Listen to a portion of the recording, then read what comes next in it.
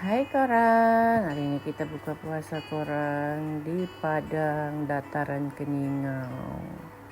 Oke, inilah suasana dia korang. Nampak kan? Sekarang ni jam 5:30 petang. Oke, inilah barang-barang makan kami korang, bawa dari rumah je.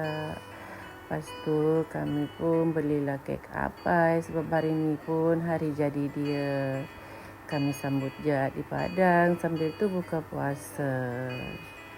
Okey, sekarang ni dia nak pilih sendiri kek yang dia suka. Ni dia suka bomba. Biarlah dia mana-mana je lah dia mau kan. Dia punya hari jadi, biarlah dia yang pilih. Okey, sekarang kami balik dah pergi Padang. Dekat je kedai kek tu dengan Padang. Okey, sekarang ni bukalah hidang. Sebab sekejap lagi buka puasa. Tengok dia seronok. Biasalah budak-budak kan. Inilah suasana. Marsilin pun hari jadi tapi tak tahulah tiba-tiba jadi kabur gambar dia ni. Inilah suasana dia korang. Tiba-tiba kabur Cik Na punya kamera ni. Tak apalah kan.